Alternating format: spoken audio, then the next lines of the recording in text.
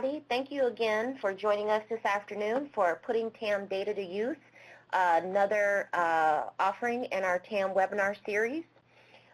Today, my name is Mishadoni Smith. I am the FTA TAM Program Manager, and again, I welcome you.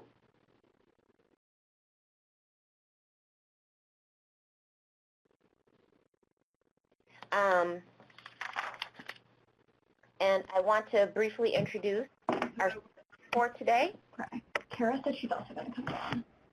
I'm sorry, I can hear whoever that is on the phone line.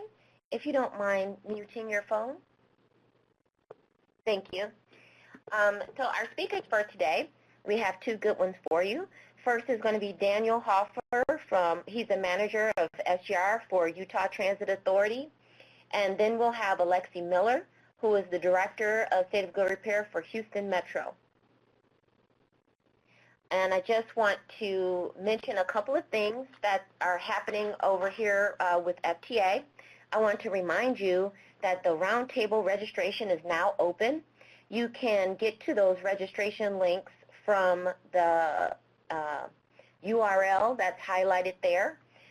Just a reminder that we're doing it a little bit differently this year. We're going to have two roundtables, one for multimodal, one for bus only. And you can find out the particulars of those roundtables at that link. Also, we have a couple of projects I wanted to update you guys on. We are updating the TAM Guide Supplemental, and it's going to be updated not only in terms of relevance to the rule, but expansion to beyond the rule TAM. We're also investigating or doing research into a systems asset category to find out what the best practices are in the field. And we're updating the TAM template for small operators and state DOTs to have an automatic link to your NTD asset inventory. So keep an eye out for 3 of those projects that will be coming your way in the next year or so. I also want to remind everyone that we are still accepting documents to the peer library on our TAM webpage.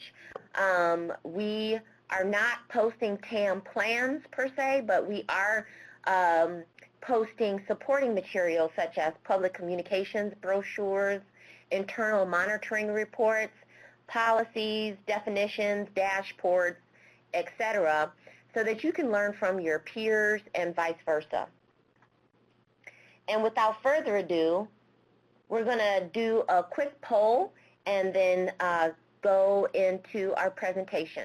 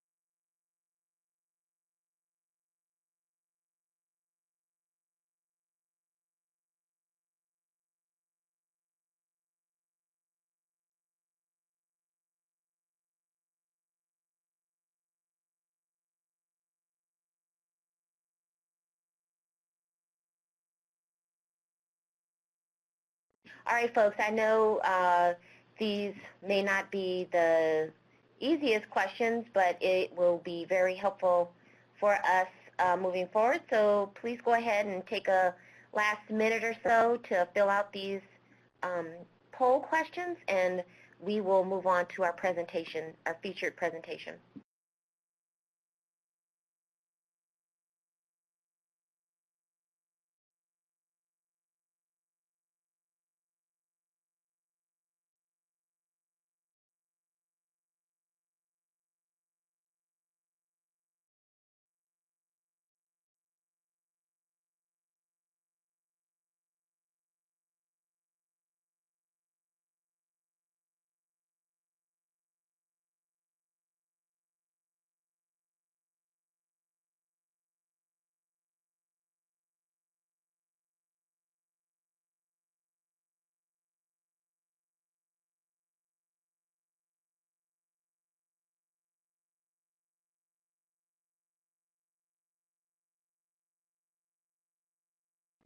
All right, folks, it looks like we're kind of slowing down in our answers, and I thank you all for participating, and feel free to continue to share your answers in the chat pod if you didn't get a chance to answer the questions directly. Just briefly from looking at the questions, it looks like there are many of you who have not yet started using your TAM data in your dashboards, although there are some of you who are using simple dashboards for performance measures, condition assessments, static dashboards, etc. So that is kind of what we expected, that there is, we're still at the beginning of this. And then the measures and indicators that you use to plan replacing your assets, age and mileage, and then condition ratings seem to be kind of at least the standard. The age and mileage are standard for everybody, and then some of you guys using condition, some useful life benchmarks, and some of you guys have like a condition index and so forth.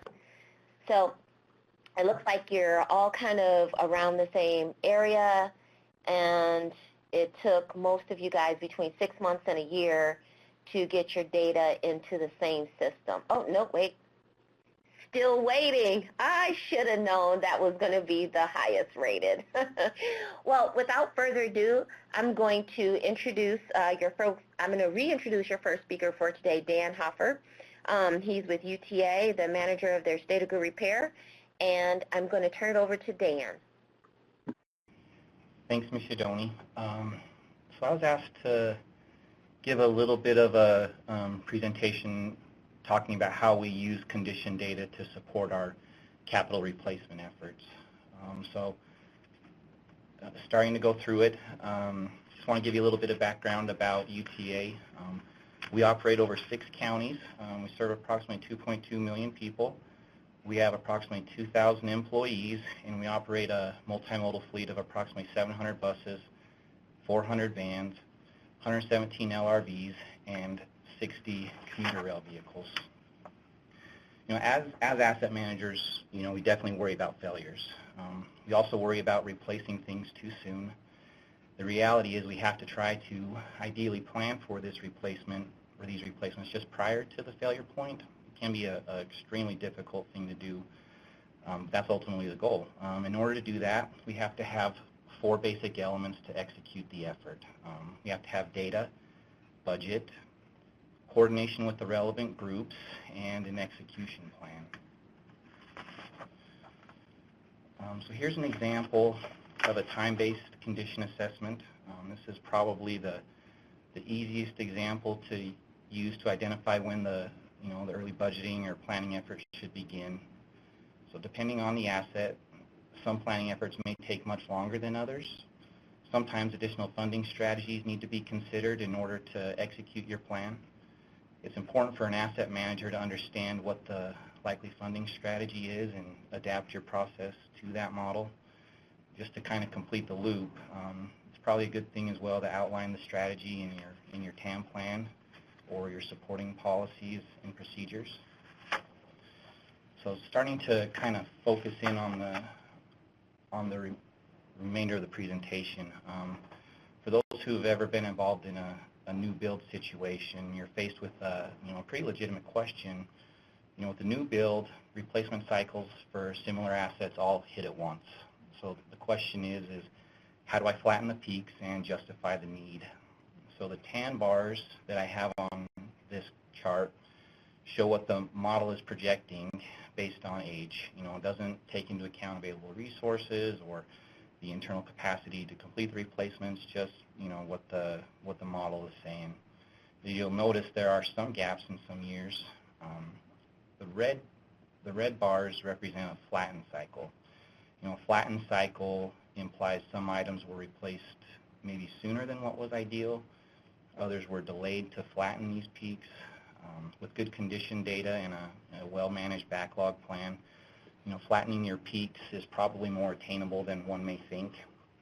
This initial flattening effort is key because if you can flatten your peaks and get to a point where you can get fairly consistent funding requests year over year, in my opinion, I think your chances of receiving more adequate year-over-year budget allocations are greater, and you'll be able to stretch those dollars further.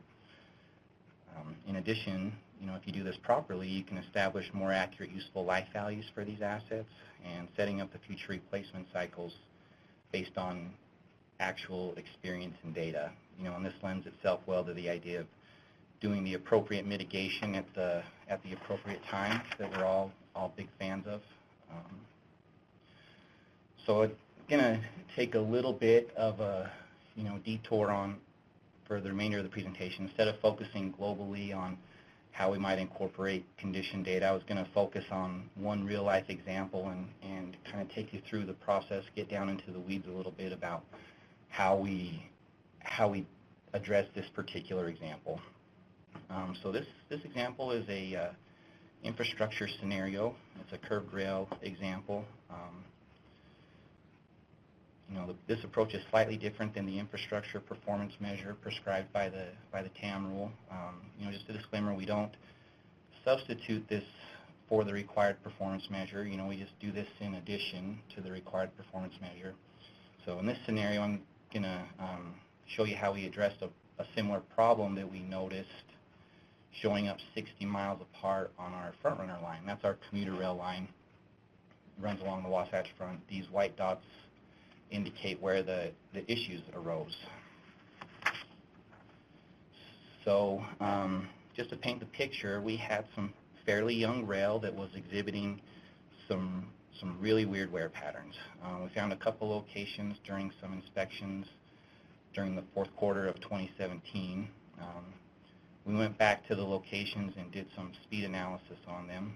One analysis suggested trains were going too fast through the location, and the other one suggested they were going too slow through the other location. But just wanted to point out the issue of what, sorry, I'm having a hard time moving the pointer, but kind of in this area, you can see the circle part where if you look closely, you can see about a quarter inch of the rail head, the lower part of it, breaking off. This particular rail is on the upper rail going through a curve. So it was unusual to say the least. So, at the same time, we were bringing on a new rail condition assessment software package. The timing being lucky or unlucky, maybe depending on how you look at it. If we had had it sooner, we probably could have done a little bit better job in, catching this earlier on in the life of this asset. But, considering where we were curious if we could establish a timeline for the decay. So as mentioned earlier, this rail was fairly new, and we really had a question about what was going on here. So here's a screenshot of one of the locations from the software. So we call these different bands that you see, these horizontal lanes, we call them swim lanes or channels. Going top to bottom, we have a schematic of the track with some key elements like bridges, overpasses, stations, or switches. This particular example was on a bridge. Sorry, it was on a bridge. There's a track chart representation next, followed by a curve radius diagram. Next is a loaded gauge lane. A rail profile gauge is next. Following that is a look at the left rail head wear in a visual heat map, if you will, depicting the wear over time of that rail. Each rectangle on the heat map represents about 500 feet. Below that is a right rail head wear lane, and finally below that is a heat map for that rail. As you can see, the lines and colors represent a measurement or calculation at a certain point, basically aggregated over time. And the thing that really shocked us was on the lower lane. It's hard to see, but the earliest date is a 2014 date when this data was taken.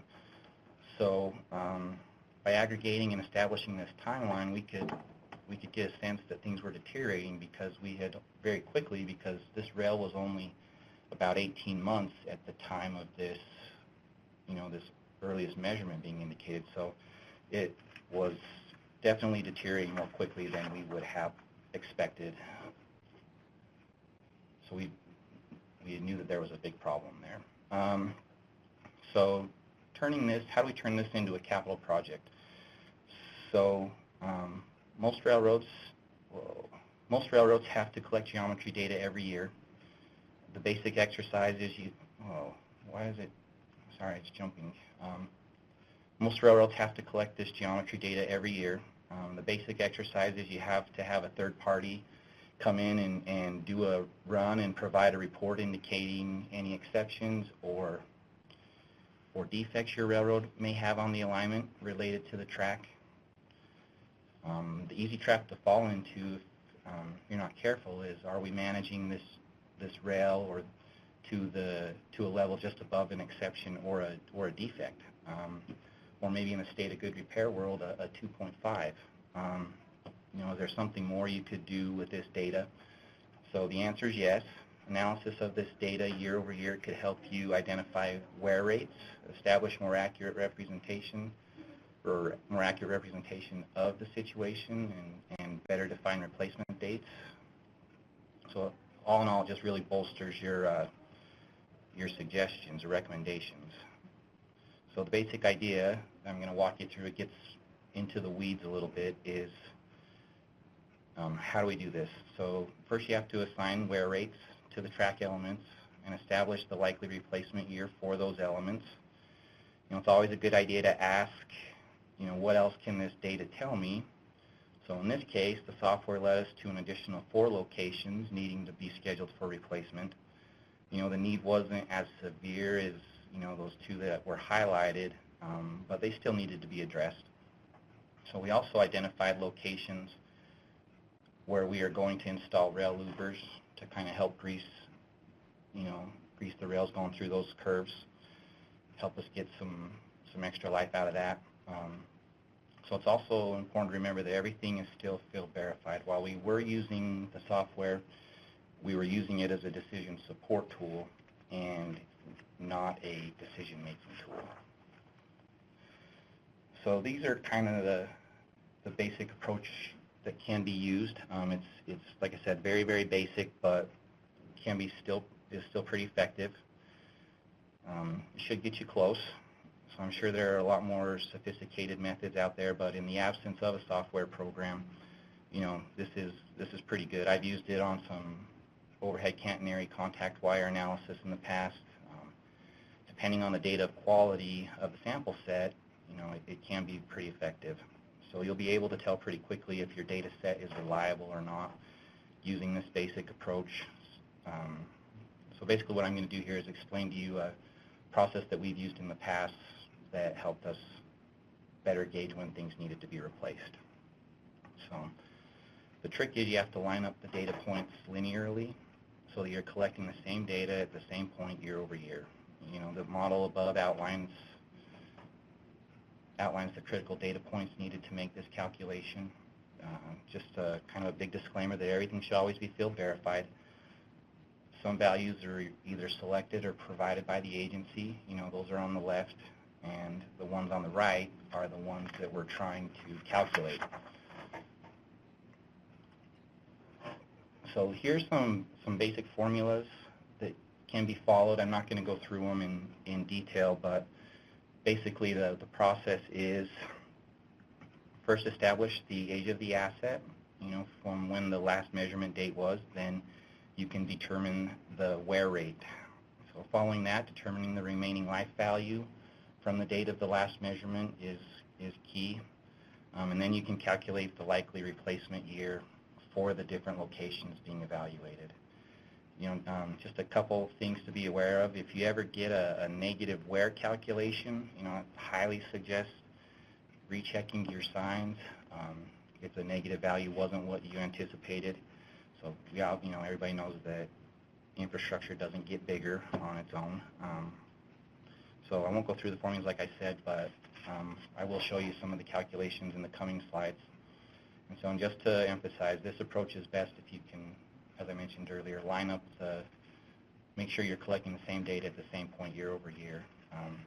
And it's curious to tell you, see what the data is telling you in addition to just what you're looking for specifically. So here's a data table that kind of walks through the formulas. So the items that were selected prior to the analysis are on top. The calculated items are on the bottom. So the formulas are here, so you can see where they or how they play out. So as outlined previously, by calculating the age of the asset at the time of the last measurement, you can establish the wear value for this asset as well as the remaining useful life value. When that is determined, establishing the year of replacement is a pretty straightforward calculation. So just a reminder that the year of replacement, should be calculated from the day of the last measurement, not necessarily today's date. So this slide is just, kind of attempt to close the loop on this example. In projecting, I would just say the level of accuracy is dependent on the risk tolerance of the agency. If I were doing these, I'd probably stay in the hundredth to thousandth decimal point range. Probably always round down on the year of replacement just to provide that little bit of extra time to stay ahead of the matter. And following, the risk analysis exercise, that may push the replacement back a little bit if you feel pretty comfortable with the situation, or it may accelerate it, depending on, again, your comfort level with the situation.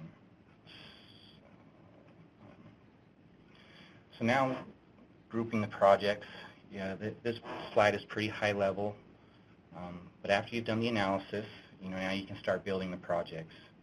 So you start by grouping items with similar replacement dates. Depending on the size of your list, you may want to add in a step where you group the measurements into sections with an average wear rate, over that section, and assign a new replacement date to the consolidated group. Then you can go through the process shown above. What does the replacement schedule look like based on the year of replacement? Start to weigh the risks of deferment or early replacement. Can you reasonably flatten some peaks to set the replacement cycles for future iterations? Since we're likely maintaining this type of asset in perpetuity. After that, the projects can be submitted for consideration by the agency, including the explanation and justification for accelerating or deferring the replacement activities. It's also very important to keep reevaluating these numbers to ensure accuracy and consistency year over year. Finally, I just wanted to share some lessons learned with everyone. These have been pretty helpful for us. So starting off, some measures are definitely better than others. So the trick is to find the measure that best fits the action you're trying to justify. For linear assets, wear seems to be a pretty good one to evaluate. I'm sure there's others, but wear is one that's good to evaluate. Feeding the beast is a phrase we use to emphasize that projections get better as more data is fed into them. In it, funny as it sounds, early failures can be a blessing in disguise if you respond well and incorporate the lesson. Early failures are also something that can be used to help justify accelerating the replacement cycle for some of the first replacements.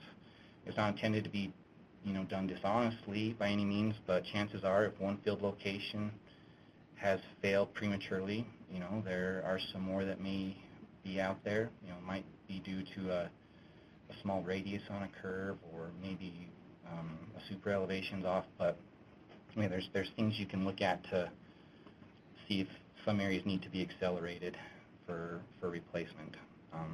Hopefully the projections will highlight those high-risk areas, which will bolster your projection schedule. Another item we are trying to do is save and distribute justifications in a consumable format, meaning they can be easily read and understood by someone who's just seeing it for the first time.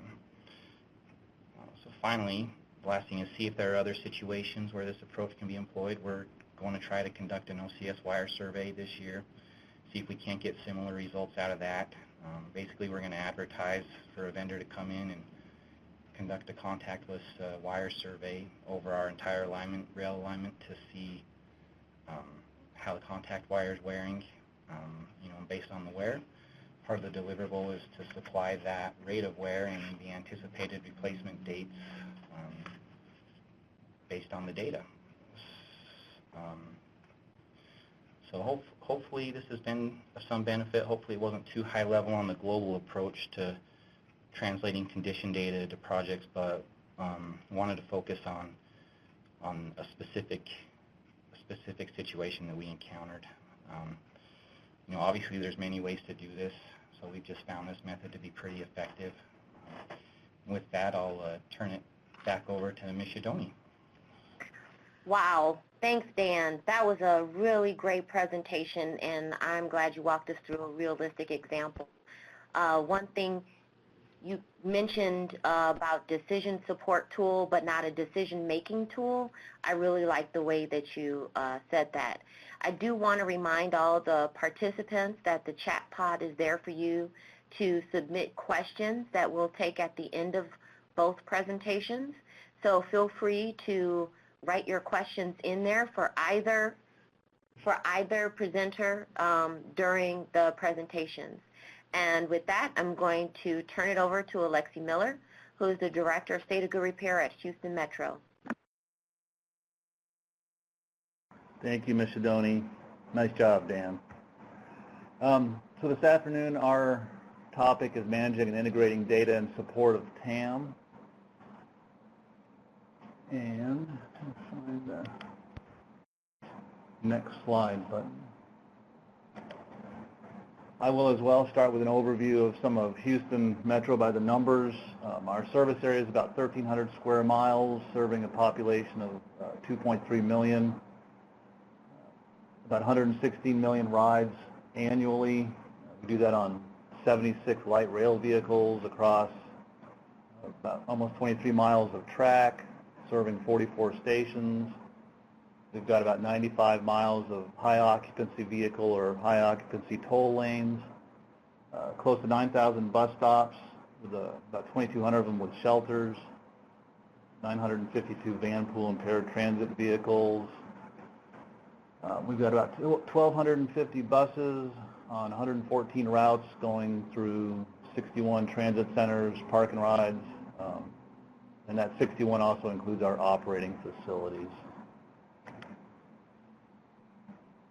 So our presentation is really kind of about visualizing data. So I wanted to start by talking about what we think about when managing and integrating data. And we think of continually improving the quality of our data over time, because I'm sure we all experience that the data isn't as good as we thought it might be initially, or as good as it was promised, either by vendors or whatever. So there's a few key points that we focus on as part of this continuous improvement of our data. One is consolidation.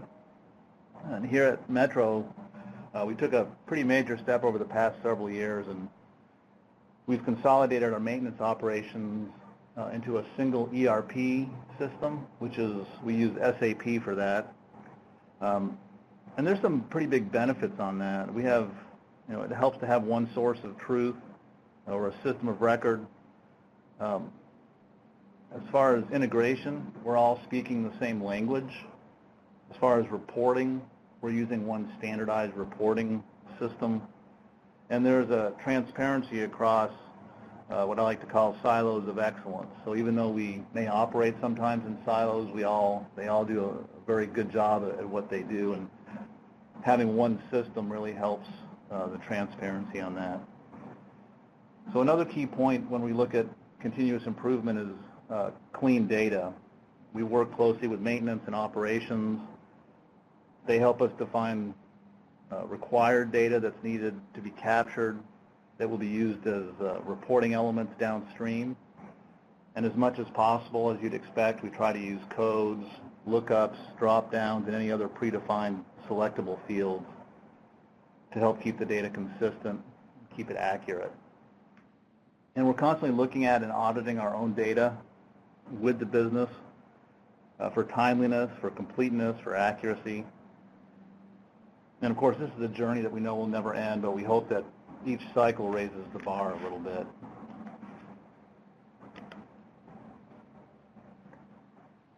So now that we've got hopefully some clean data, we've scrubbed it, we've made sure it's as usable as possible. We of course have to make it available to decision makers so that they can act on it. Doing this supports some of the major elements of the TAM plan, specifically for analytical processes, for decision making, and for capital investment planning. One of the ways we do that is through the use of dashboards and other data visualizations that we'll take a look at, and that's really the focus of this presentation. Here what we're looking at is an example of one of our dashboards with an overview of our fleet portfolio, which includes maintenance sites. Our SAP system calls them plants. That's why it says plants in certain areas. Like that, just a different terminology. The number of assets, in this case by bus, or buses by site, the classification of our buses. We categorize them basically as transit buses or suburban buses, which also drives our useful life benchmark. They're different for each class. The average age by site, and a location heat map, which shows number of buses by each of the facilities. And this data isn't just a static presentation. If end users select certain areas, whether it's a site or a bus class, then all the charts on that dashboard will update dynamically. So what I wanted to do was drill in, and we have a condition rating that we assign to our buses, and we use an algorithm for that that's comprised of the age, the mileage, something that we call, or cost per mile, something that we call reliability, and something that we call availability. And it takes the FTA standard as well as some international asset management best practices. Currently, we equally weight them on a scale of 1 to 5 to get that overall score. And we assign that on how the fleet performs compared to all the other fleets within that class of buses, so local buses versus park and ride. So we could adjust the weighting in the future if we need to, but currently they're equally weighted. So the next few slides, we'll just look at columns 3, 4, and 5 in just a little bit more detail. So this is an example of the average cost by mile for each of our bus fleets. Their maintenance costs, their labor and materials. They don't include overhead costs such as fuel, operator wages, benefits, etc. It's just materials and labor on the maintenance side. And you can see here that the cost per mile is across all of our fleets, and there's an average age, or I'm sorry, an average cost per mile for the fleets. And then the second graph displays our total maintenance costs by age.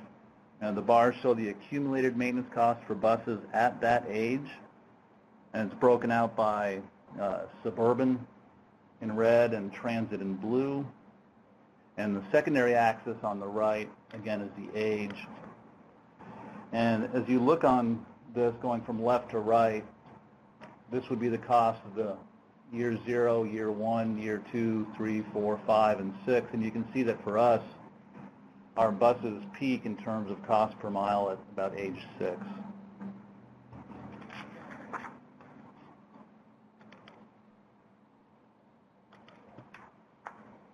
Another chart here on costs. This one is broken down by maintenance activity, or the different groups of work, both for preventive and corrective maintenance.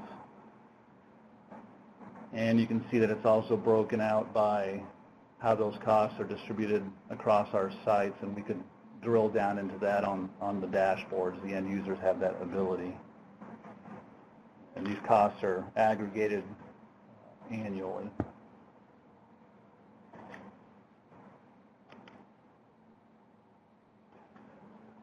So this chart is reliability, which is a measure of our mean distance between failures. And specifically what we're looking at on this chart is MDBF historically year over year by fleet for the last 6 years, and we use 6 years because the average age of our fleet is 6 years, so it's an easy enough number to go back to. So, for instance, the green blocks here on the bottom are year 1. This is 2 years ago. 3 years ago is the red, and so on, going back to 6 years. So you can see a difference where the MDVF is either getting better, perhaps, as in the case here, where 3 years ago it was pretty high and then starts to improve over time, or where there might be a good mean distance between failure that starts to degrade slightly. And I will make a caveat here for all these slides that this data is really for exhibition purposes. It's not for release or use.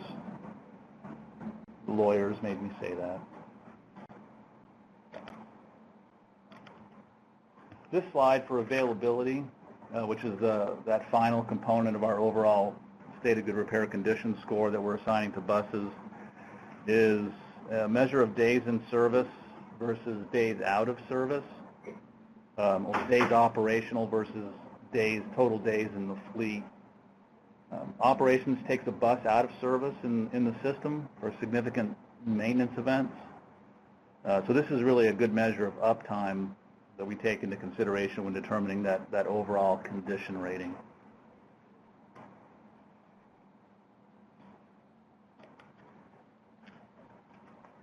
So I've just put this slide back up just as a refresher because this is one way, obviously, to look at data. We can look at it on a graph like Excel. It's got columns and rows.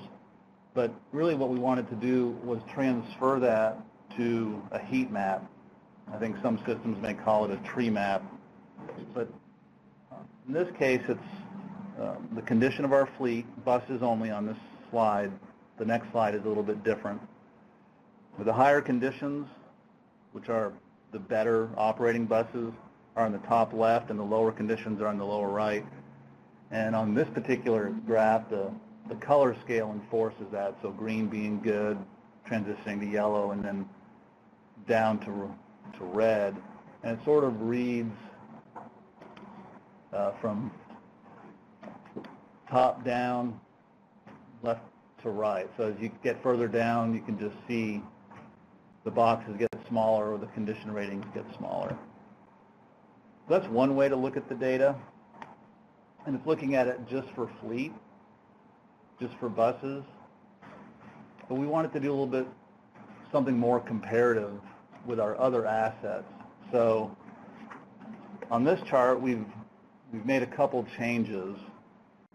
This is not just for bus fleets, but now includes our facilities, some paratransit vehicles, and rail assets. Another big change on this is really that the scale's been inverted. So we're not really looking at condition here as an example, but really either a priority or maybe a cost or a weight. So the things of greatest concern are up here in the upper left-hand corner. And so as things become better or less important or a lower priority, they would fall down, again, this chart, reading from top down, left to right, down to here. So now we get a comparison of our bus fleets, which is the green and also the coral colors, compared to our facilities, our operating facilities, and our public facilities like park and rides and transit centers. We can look at our different fleets of rail vehicles incorporated in this. The paratransit is incorporated in this, so we could roll this up or drill down on this depending on what the users wanted to see. But this just gives us a very good high-level comparative view of all of our assets. And really, again, the message here is that we have the ability to respond to the end user's needs or management's needs and tailor the view the way they need to see it.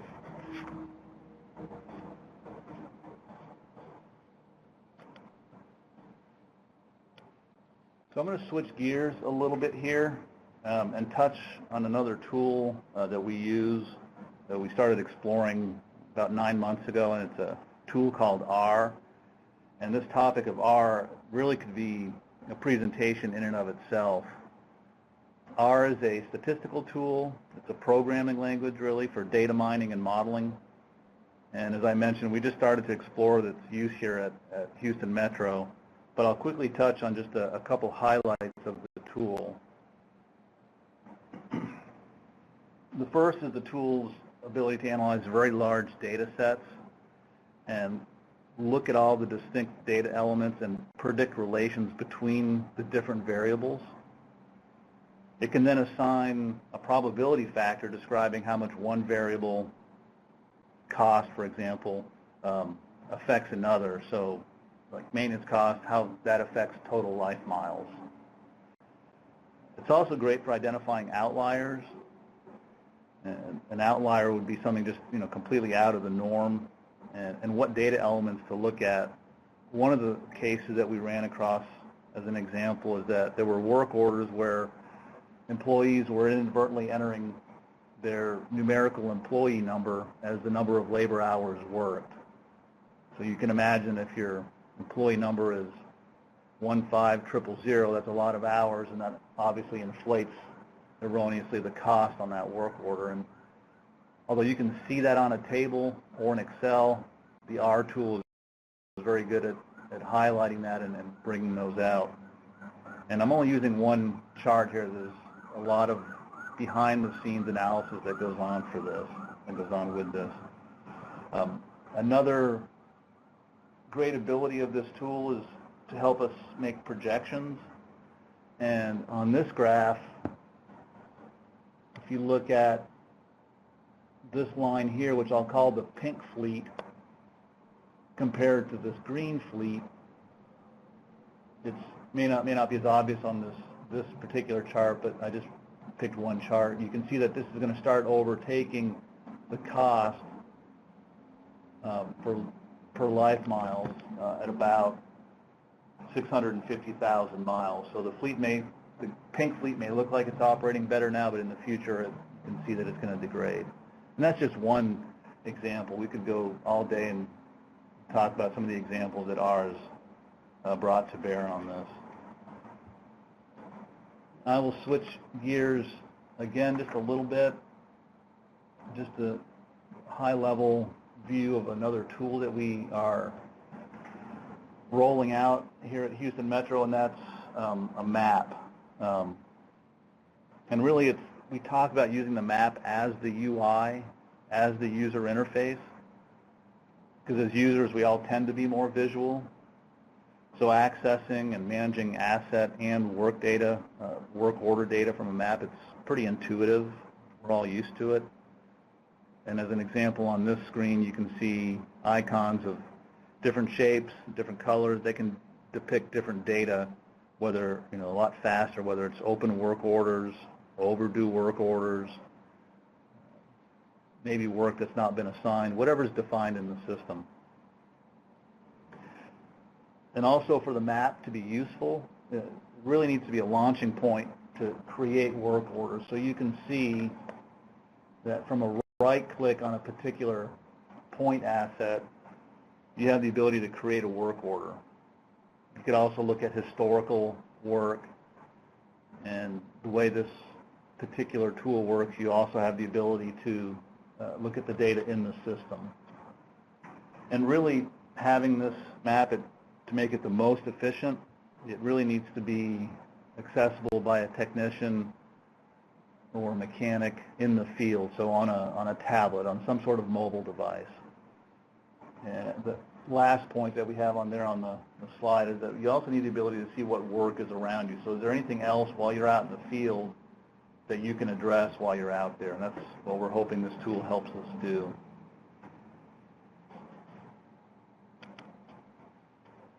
So I'm going to start to close here on this slide and just talk very briefly about some of the infrastructure and some of the future items that we have that we're looking at. So what you saw in terms of the visualizations today were done in Microsoft Power BI. There's been a decision at the IT level to standardize visualization tool and use Tableau. There's reasons for that, so we're going to be transitioning to that. We also use SQL Server for the integration point, which is the dynamic link between our ERP, our Enterprise Resource Planning System, which again is SAP, and the different visualization tools.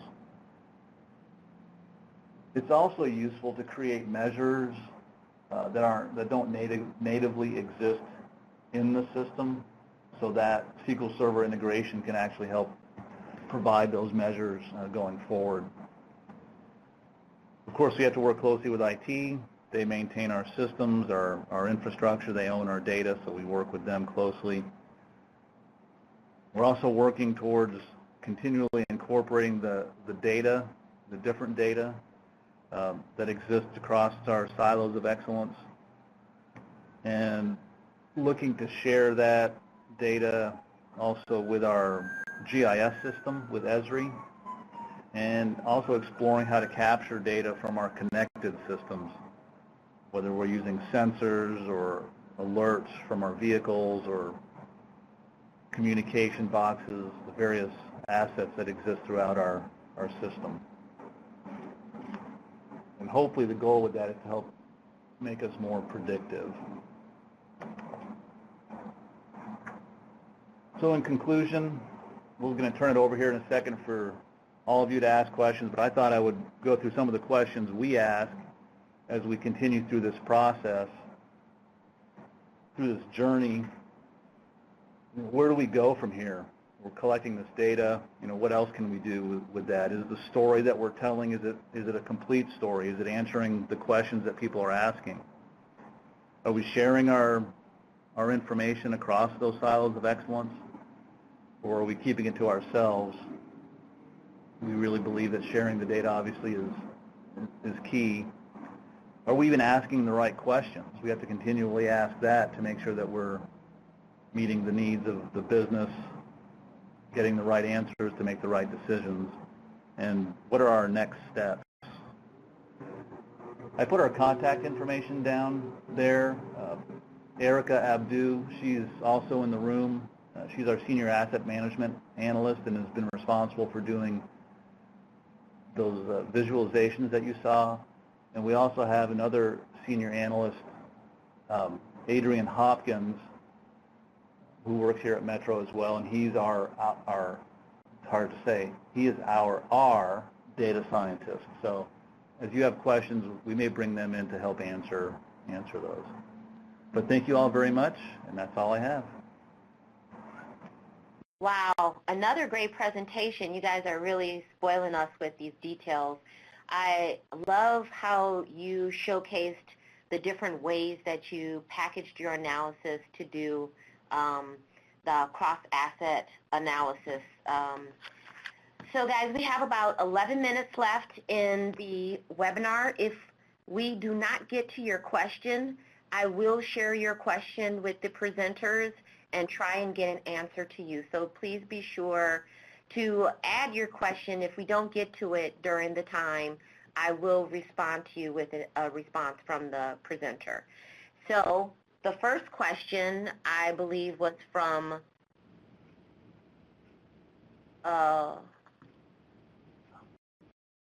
Gregory. Can we go to Gregory? Gregory's question? Yeah. Where is that?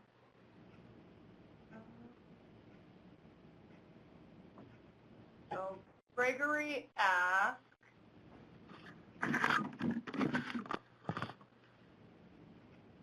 so we have Gregory that asked, Gregory Collins, were there prioritization of projects from asset condition taken into account for service availability? And I'm assuming that was for Dan. Okay. Sorry, I'm trying to find the question again. We're prioritizing projects from asking to take into account service availability. Yes. So to be, quick answer is yes. Condition data where we, is always taken into account when we are dealing with assets that are directly related to our ability to provide our service. So that takes a pretty high precedence, and the balancing act is if the project or effort can be handled within one of our maintenance shutdowns, you know, the last X amount of hours overnight or the weekend, or if we need to, you know, possibly impose a greater service interruption to complete the project. So yes.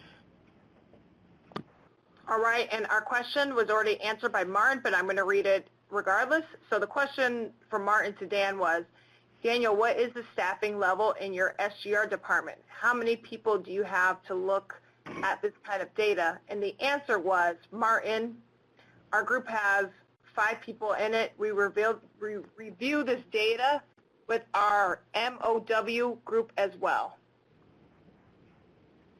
Anything else to add to that, or was that sufficient, Dan? Maybe just a little bit of a breakdown. So our 5 people includes myself, 3 asset administrators, and an office specialist. Okay, perfect. Thank you. So the next question comes from David Barrows. What was the software UTA was using for showing the track, swim changes, swim lane, and heat maps?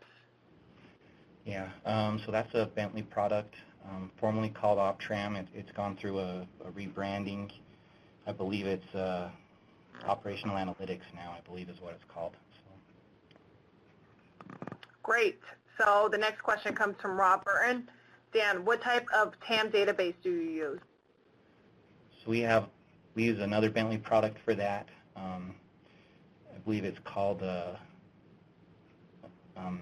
Asset Reliability, I believe is what it's called. So. Great, thank you. So we have a question from Tatiana.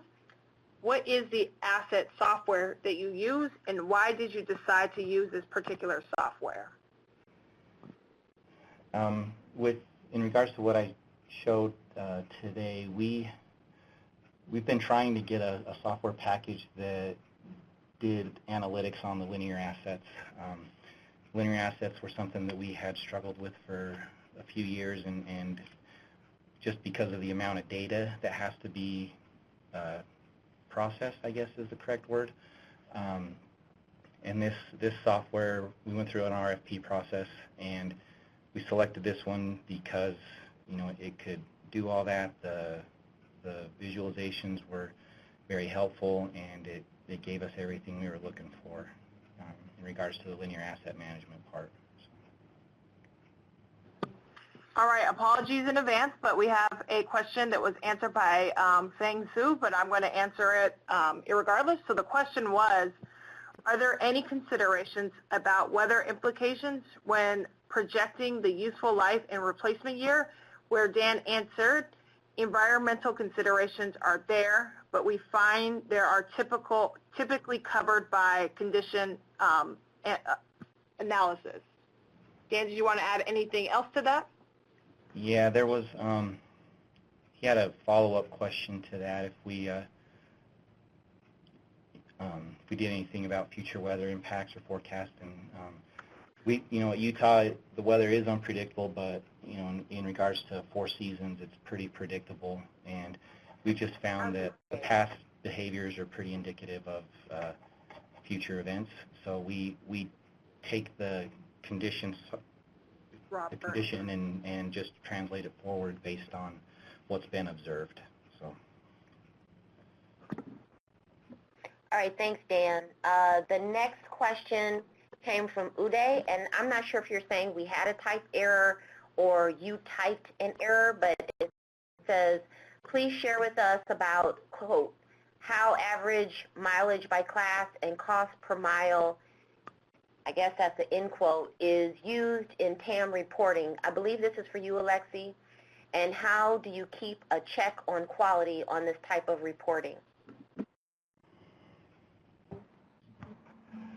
So how we use that in TAM reporting, if it's internal reporting, we just report that actual average cost per mile, break it out by the different classes, whether it's suburban or transit, and we actually have it by bus. So we share that with our business. That's one of the ways that we keep a check on that quality. If there's anything that doesn't look right, we'll ask for more detail in terms of work order costs or labor costs. So it's really just a matter of involving our business, vetting it with our operations group, and really trying to drill down to make sure that everything's consistent, the data's right. You want to add anything to that, Erica? Or?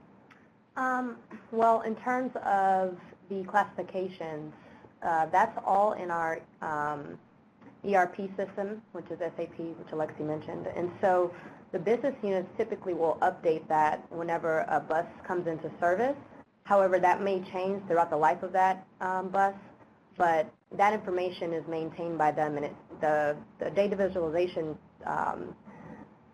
that you guys saw is just pulled straight out of SAP. And so they vet that, and so it's just, like Alexi said, a integrated approach to looking at all of this. So.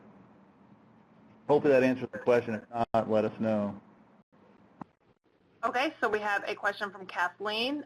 She said, I love the heat map idea. Are you averaging those different condition measurements to determine overall rating? So I'll do the rest of them. For Alexi. Yeah, so if we're talking about the last couple of heat maps that had the color scales on there, those are averaged. So it's the average for that particular level.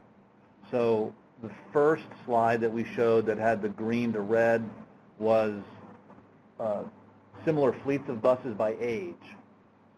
So those blocks were averaged by that. The next slide might take that same fleet, but it would incorporate all the different ages, and on that slide, those were also averaged. All right, thanks, Alexi. This is probably going to be our last question, but I did want to point out that Teresa Ray told us about the potential to find free R courses online with a quick search. So that's another tool that you might be able to use. So the last question is from Rob, Alexi. And again, to all of those that I haven't had a chance to respond to today, I will make sure the presenters get your questions and I will respond to you. But Alexi, what linear asset management system are you using on slide 14? The actual system itself with the LAM, the linear asset management data, is our SAP system. The map that you're seeing is using a connector between that SAP system and our GIS system, which is Esri. So the base layer, the reference layer, is Esri, but those business layers where you actually see the dots and the lines, that data is actually pulling straight from SAP. Okay, thank you for that. And with that, I'm going to go ahead and close the webinar. Again, the remaining questions, I will make sure that you get answers to them. Everyone, thank you so much, and a special thank you to Dan and Alexi for extremely useful presentations today. Keep in mind, this webinar will be posted on our FTA YouTube page and available on our outreach